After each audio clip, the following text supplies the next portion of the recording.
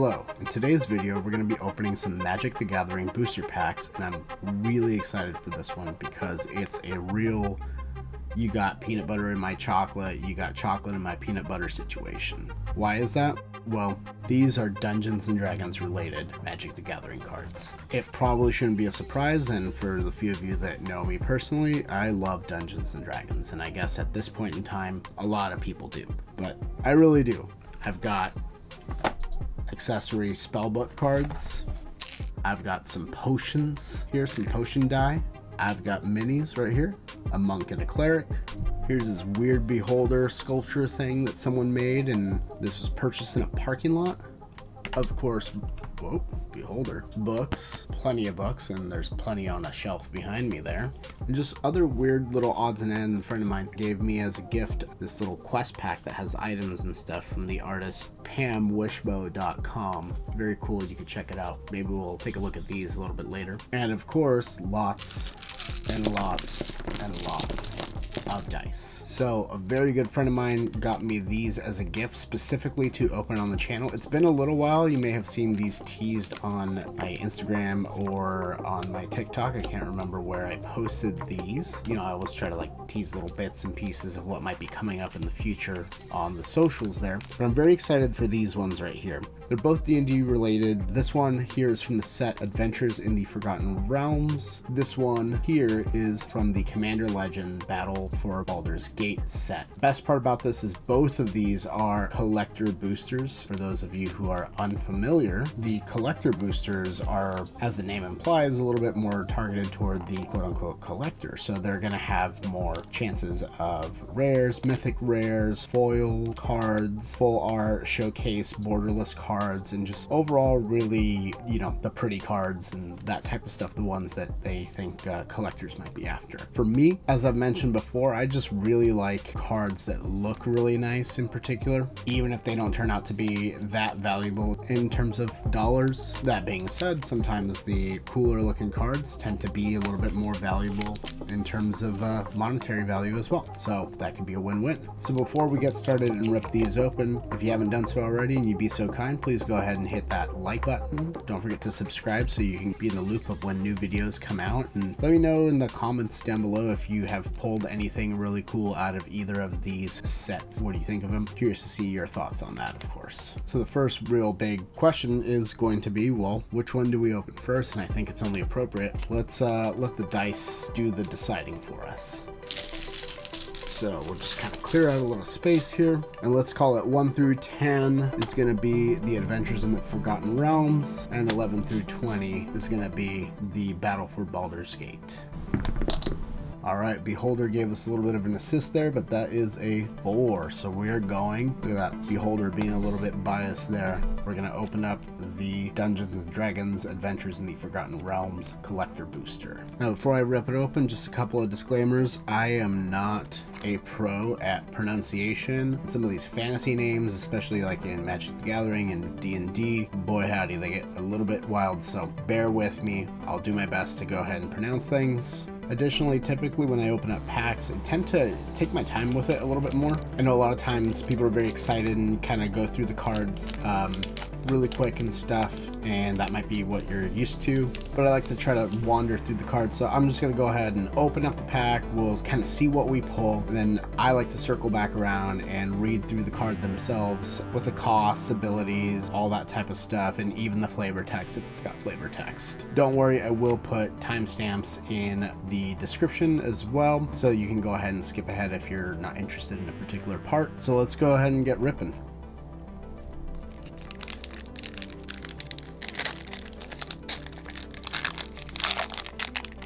Also, I don't know all the pack tricks and stuff, so hopefully it'll ruin some of the surprise here. But let's see what we've got. Plundering Barbarian, Baleful Beholder, Eltergard Ranger, Leather Armor, Wild Shape, Brunor Battlehammer, Mountain, Zalto Fire Giant Duke, Indomitable Might, Book of Exalted Deeds, Direwolf Prowler. Ooh, a blue dragon. Alright. Love getting a dragon in some Dungeons & Dragons. Ochre Jelly, Clattering Skeletons, Delina Wild Mage, and then a dungeon Lost Mine of Phandelver, and the other side being the token for a skeleton. Alright, so let's take a closer look at the cards that we pulled here. We're just going to go over the names, costs, all the information on the card, and if it happens to have some flavor text, we'll even read that as well. So up first, we've got a common card, Plundering Barbarian, at a cost of 1 red and 2 generic. It is a creature, Dwarf Barbarian. When Plundering Barbarian enters the battlefield, choose 1. Smash the chest, which lets you destroy target artifact, or pry it open, which lets you create a treasure token. This creature is a 2/2. And I think what I'll probably do for both of these packs, I'll do some sort of a summary of the dollar value according to market price from tcgplayer.com or something. At the end, we'll do a little summary. But for now, we'll just take a look at the cards individually in terms of abilities. Now we've got our common creature, a Beholder, Baleful Beholder, cost of 2 black and 4 generic. This creature is a 6/5. When Baleful Beholder enters the battlefield, choose 1. Anti-Magic Cone. Each opponent sacrifices an enchantment or Fear Ray. Creatures you control gain menace until end of turn. And just gotta call it out, of course, the Beholder helped us roll to open the pack with a Beholder on it, and look at that, we get a Beholder in the actual pack. We've got a 4/1 common creature, Human Elf Ranger, Elterguard Ranger, costing 1 green and 4 generic. It has reach, and when Elterguard Ranger enters the battlefield, create a 2/2 green wolf creature token. The flavor text on this reads, "Since the fall of Elturel, they've walked the Sword Coast from Tether to Icewind Dale, eyes always on their prey." Now we've got a common artifact, equipment, leather armor, costing 1 generic. Equipped creature gets +0/+1 and has ward of 1. Equip cost is 0, and you can activate only once each turn. Flavor text on this reads, lightweight, flexible, and protective. Now we've got an uncommon instant, Wild Shape, costing us 1 green. Choose 1. Until end of turn, target creature you control has that base power and toughness, becomes that creature type, and gains that ability. 1/3 Turtle with Hexproof, or 1/5 Spider with Reach, or 3/3 Elephant with Trample. I just want to take a second here for the Wild Shape art. I mean, most of these are foil, but this, like, I don't know, just very cool. Now we've got an uncommon legendary creature, Dwarf Warrior. He's a 5/3 Brunner Battlehammer, costing us 2 generic, 1 red, and 1 white. Each creature you control gets +2/+0 for each equipment attached to it. You may pay 0 rather than pay the equip cost of the first equipped ability you activate each turn. And the flavor text for Brunner Battlehammer reads, "Knew I'd find ye in trouble if I came out and looked for ye."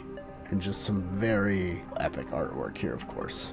I mean, all these cards are going to have really cool artwork. Maybe I should play a dwarf in my next campaign or something. And here we've just got a basic land mountain, but the cool thing about this mountain, on top of just looking cool and being all shiny, is it's got flavor text. You've ventured deep into the heart of the mountain to determine what can calm its quaking rage. And now here we've got a rare legendary creature, Giant Barbarian, at a 7/3. This is Zalto Fire Giant Duke, costing us 3 generic and 2 red. Zalto Fire Giant Duke has Trample, and whenever Zalto Fire Giant Duke is dealt damage, venture into the dungeon. Enter the first room or advance into the next room. Now this is a cool mechanic. We actually have a dungeon card that we pulled in this pack as well, so you just kind of start off there. So whenever he takes damage, you're just going to go ahead and start at the first one here, the first room, the cave entrance, which lets you scry 1, and then each time you're going to choose to go into one of these rooms and so forth like that, and you get to do whatever ability it states there. So pretty cool little function here in this set that's, I don't know, again, if you were like D&D, it's pretty fun. And the flavor text for Zalto Fire Giant Duke reads, "Fire giants love to fight on a large scale, and Duke Zalto is one of the greatest warmongers of his age." Now we've got a rare enchantment Aura. This is Indomitable Might, costing us 3 generic and 1 green. It's got Flash. Enchant creature. Enchanted creature gets +3/+3. Enchanted creature's controller may have it assign its combat damage as though it weren't blocked. And we've got a nice extended art here for this card. Not a foil though, but still pretty cool. This is our first non-foil card from the pack. Alright, and here we've got a mythic rare, our first mythic rare here. This is a legendary artifact, the Book of Exalted Deeds, costing us 3 white. At the beginning of your end step, if you gain 3 or more life this turn, create a 3/3 white angel creature token with flying. Additionally, you can pay 3 white, tap the Book of Exalted Deeds, and exile the Book of Exalted Deeds, and that'll let you put an enlightened counter on target angel. It gains, quote, "You can't lose the game, and your opponents can't win the game," end quote. Activate only as a sorcery. Cool extended art here, non-foil, pretty impressive. If you're running your angel deck, this will fit right in, and keep you hanging in there too with that ability. Alright, now we've got a common creature, Wolf. This is a 2/2 Direwolf Prowler, costing us 2 generic and 1 green. For a cost of 1 generic and 1 green, Direwolf Prowler gets +2/+2 and gains haste until end of turn. Activate only once each turn. And we got this in this really cool looking showcase art. I like these little showcase art things, just kind of like that throwback art style. Not a foil, but still cool. I don't know, some people may not like foils. I like them. I mean, I kind of grew up back in the day when like the foils were like foils and holographics, and Magic and Pokemon were like the thing. And here we've got an uncommon creature, Dragon. It's a 5/5 blue dragon, costing us 5 generic and 2 blue. Blue dragon has flying and an ability called Lightning Breath. When blue dragon enters the battlefield, until your next turn, target creature an opponent controls gets -3/-0. Up to 1 other target creature gets -2/-0. And up to 1 other target creature gets -1/-0. We'll just get a closer look here at the borderless art on this card.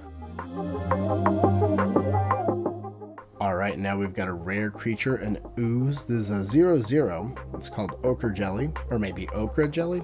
Not Okra, not sure. It's got a cost of X generic and 1 green. This jelly has trample, and Ochre Jelly enters the battlefield with X +1/+1 counters on it. So depending on how much you pay, that'll determine how many counters you get on it. It's got an ability called Split. When Ochre Jelly dies, if it had 2 or more +1/+1 counters on it, create a token that's a copy of it at the beginning of the next end step. The token enters the battlefield with half that many +1/+1 counters on it, rounded down. So this thing's a real pain in the butt to play against. I've actually had to play against it on Magic Arena quite a bit. And yeah, these things are not fun to play against, but I imagine they're fun to run. I haven't run one yet, but now I've got it. So I don't know, gotta try it out then. And again, we just got that showcase art here. All right, now we've got a common creature, Skeleton. This is a 4/3 Clattering Skeletons, costing us 3 generic and 1 black. When Clattering Skeletons dies,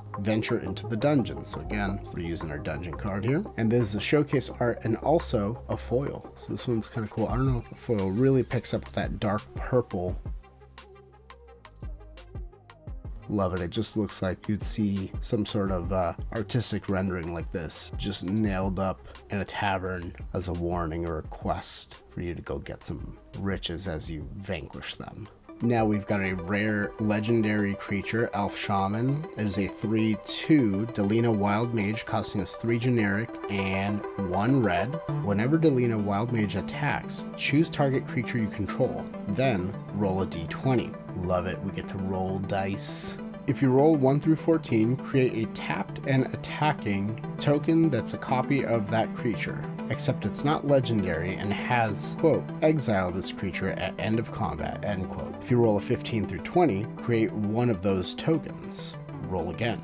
And Delina Wild Mage here is a showcase art, but also foil. And the foil here shows up a little easier with the red as opposed to the purple. I gotta figure out a way to get these types of cards like on my wall.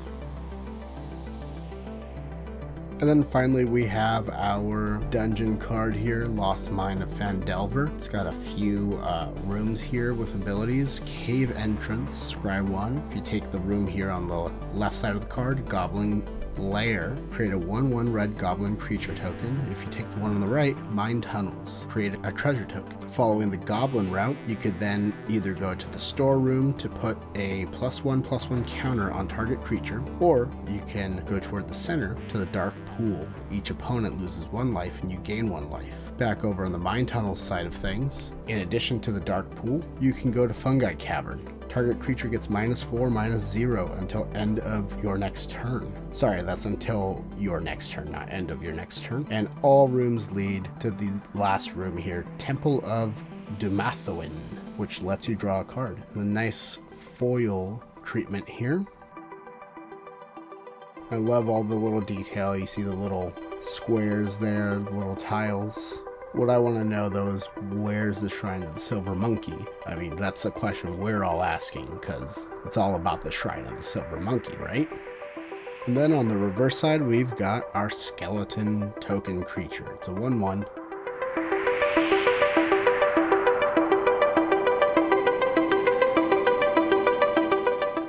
Alright, so out of this pack, I think my favorites are going to have to be, I like these showcase arts. Definitely, especially the foil ones. These two in particular are very cool. Blue Dragon, Book of Exalted Deeds, Bruenor Battlehammer, Wild Shape, and then who doesn't like a Beholder? Alright, with that done, let's go ahead and move on to our next booster pack. Let's just take a moment to appreciate this foil packaging before we rip it open.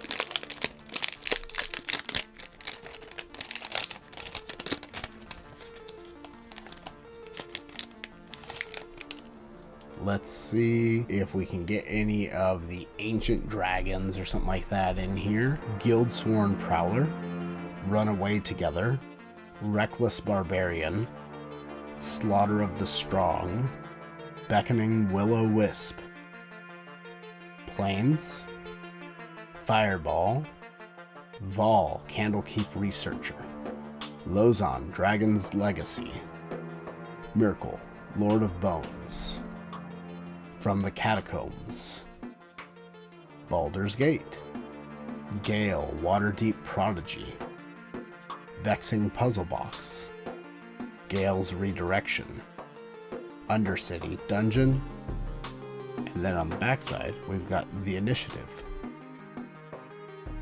Alright, so as we do, let's go ahead and take a look at these cards a little bit more in depth. First up, we have Guildsworn Prowler. It's a common creature, tiefling rogue assassin. It's a 2/1, costing us 1 generic and 1 black to play. It has Death Touch. When Guildsworn Prowler dies, if it wasn't blocking, draw a card. And of course, it is a foil. Most of the ones in this pack are foil as well. And we've got a bit of flavor text here. Of course it's part of the plan. Who do you think started the bar fight? Now we've got a common instant, Runaway Together, costing us 1 generic and 1 blue to play. Choose 2 target creatures controlled by different players. Return those creatures to their owner's hands. Now we've also got a bit of flavor text here reading, True love means always knowing what's on the other's mind. Aw, how sweet, the mind flayer's in love.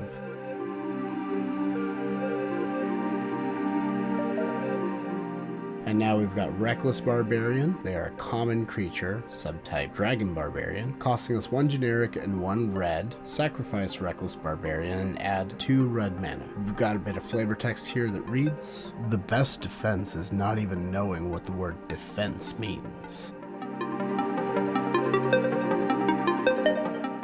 And now we've got an uncommon sorcery, Slaughter of the Strong, costing us 1 generic and 2 white. Each player chooses any number of creatures they control with a total power 4 or less, then sacrifices all other creatures they control. We've got some flavor text that reads, "It was a big day for the gravediggers at Cliffside Cemetery." The name here, initially I wanted to read it as Slaughter of the Soul, but that's just because that At the Gates song.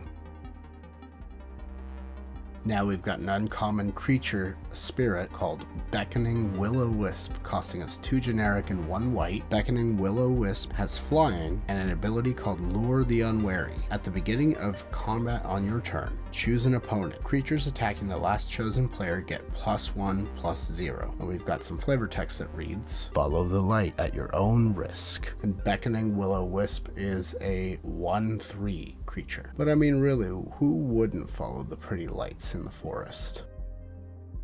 Alright, and we've got our common plains here, basic land, but again, we've got some nice flavor text here. "After spending all day trying to track down a rare tome, you're about to give up when you hear your name whispered from a dark alley."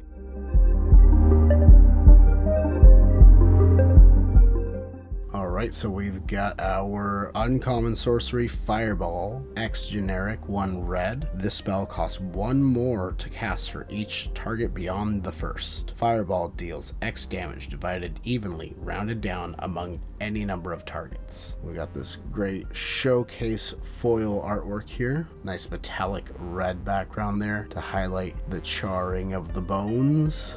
Who wants some barbecue now? We've got this uncommon legendary creature, Human Wizard, Vol Candlekeep Researcher, costing us 3 generic and 1 blue. They are a 2/3 creature with vigilance. They have an ability, tap to add an amount of colorless mana equal to Vol Candlekeep Researcher's toughness. This mana can't be spent to cast spells from your hand. Choose a background. You can have a background as a second commander. Just take a look at all that detail there hiding in the shadows too, just depending on the angle.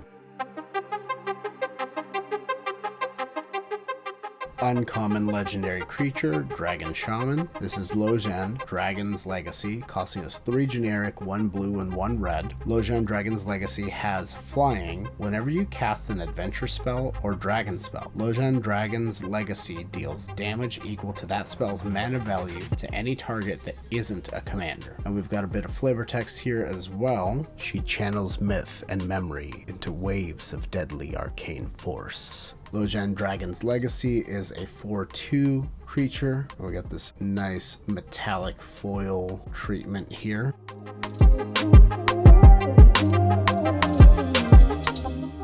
We've got a rare legendary creature, a god to be exact. This is Miracle, Lord of Bones, costing us 4 generic, 1 white, 1 black, and 1 green. They're a 7/5 creature. As long as your life total is less than or equal to half of your starting total, Miracle Lord of Bones has indestructible. Whenever another non-token creature you control dies, you may exile it. If you do, create a token that's a copy of that card, except it's an enchantment and loses all other card types. And let's just take a look at the art here. Look at that. So very metal. We've got our first non-foil card here. It's a rare sorcery from the Catacombs, costing us 3 generic and 2 black. Put target creature from your graveyard onto the battlefield under your control with a corpse counter on it. You take the initiative. If that creature would leave the battlefield, exile it instead, putting it anywhere else. It's got an ability called Escape, where you can pay 3 generic and 2 black to exile 5 other cards from your graveyard. Let's just check out this extended art here. Again, not a foil, but still pretty cool, pretty weird. Like me a weird card design. Got a rare legendary land, a gate. This is Baldur's Gate. I feel like now we gotta like look at the camera and wink or something, or take off our sunglasses and look straight at the camera and say, I guess this is Baldur's Gate. Or something cheesy like that, I don't know. Anyway, you can tap it to add colorless mana, or you can pay 2 and tap it to add X mana of any one color, where X is the number of other gates you control. And we've got some nice extended artwork here. Rare legendary creature, human wizard, Gale Waterdeep Prodigy, costing us 2 generic and 1 blue. Whenever you cast an instant or sorcery spell from your hand, you may cast up to 1 target card of the other type from your graveyard. If a spell cast from your graveyard in this way would be put into your graveyard, exile it instead. Choose a background. And Gale Waterdeep Prodigy is a 1/3 creature. And let's just take a closer look at the intricate foil art here. All that electricity running through them, all that lightning, beautiful metallic finish here. It's also very cool how just when you kind of rotate the card like that, how the reflection goes through the lightning crackling through the sky. Kind of makes it look like it's just streaking across.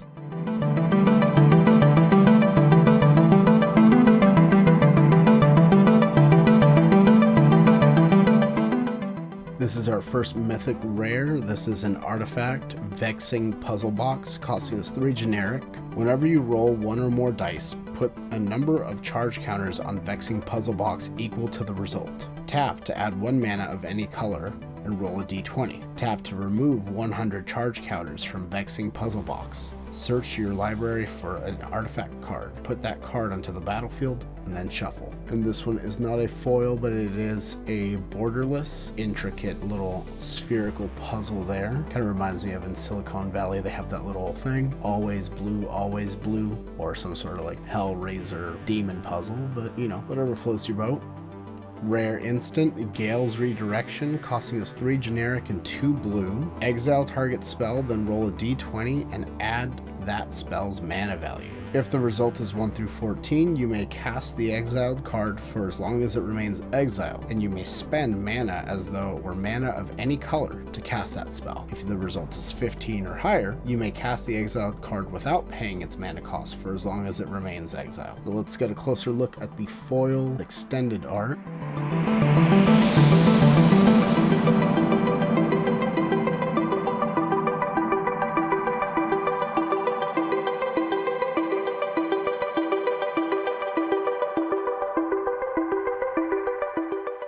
And finally, we have our dungeon here, the Undercity. So we've got quite a few rooms here. The entrance is a secret entrance. Search your library for a basic land card, reveal it, and put it into your hand, then shuffle. First room here on the left side of the card, Forge. Put 2+1/+1 counters on target creature. Room on the right, Lost Well, lets you scry 2. Room on the left here, Trap. Target player loses 5 life. Right in the center, we've got the Arena, Goad target creature. On the right, we have Stash, create a treasure token. On the left, Archives, draw a card. On the right, Catacombs, create a 4/1 black skeleton creature token with Menace. And the last room here at the bottom, Throne of the Dead 3. Reveal the top 10 cards of your library. Put a creature card from among them into the battlefield with 3+1/+1 counters on it. It gains hexproof until your next turn, then shuffle. And on the reverse side, we've got the Initiative. The initiative states, whenever 1 or more creatures a player controls deal combat damage to you, that player takes the initiative. Whenever you take the initiative, at the beginning of your upkeep, venture into the Undercity.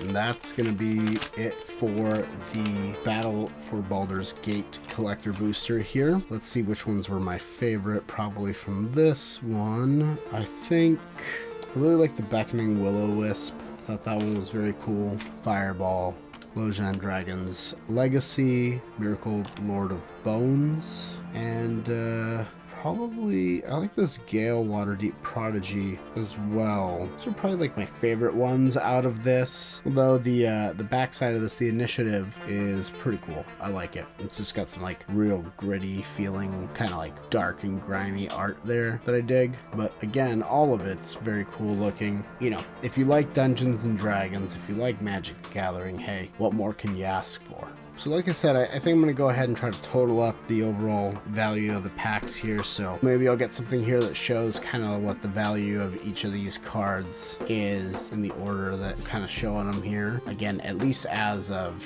the date specified in the text, and it'll be market value just from tcgplayer.com. That'll be the easiest way to kind of do that.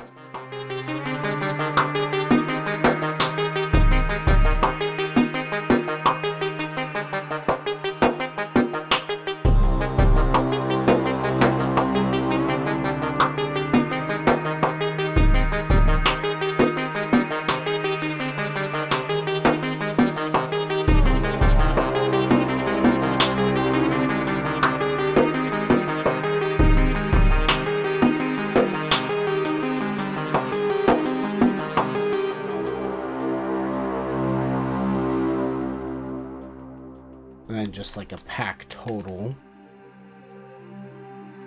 and then just an overall value for the Battle for Baldur's Gate here.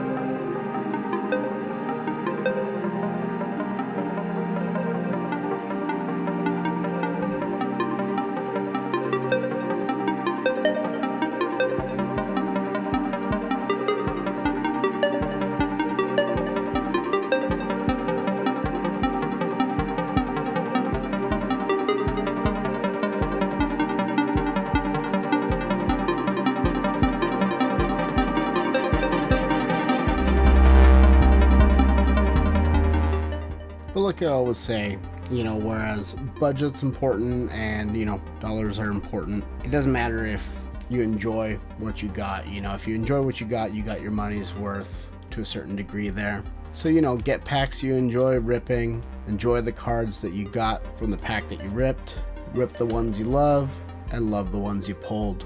Thanks again to my very good friend. Thank you, you know who you are. Thank you so much for this, because I got to check out D&D Magic the Gathering cards. It's always a fun time for me. I don't care how common they are, and in this case being foils. You know, again, I'm a sucker for that, being when I started getting into cards back in the day. So I genuinely hope you enjoyed this. Please leave a like, leave a comment. What was your favorite cards that we pulled? Which pack did you prefer? Do you prefer one set over the other? Do you have any of these? Is there any of these that serve you well in play, or are any of these kind of on your list to collect? Always love hearing from you guys and interacting with you guys. Don't forget to hit that subscribe button on the way out, just so that you can go ahead and be notified whenever I make a new video. And if you want to give me a follow on the socials, you know, you can go ahead and get a sneak peek as to what might be coming up. Sometimes I'll post my, you know, shopping haul for the day, or little things that are on my mind, or whatever the case is, or just kind of random cards here and there from all the different types of card games that I might have, and accessories and whatever. But with all that being said, as always, take care of yourselves, get out there with your friends, your family, whoever it is, and have fun playing and collecting some trading card games. Until the next time, see ya.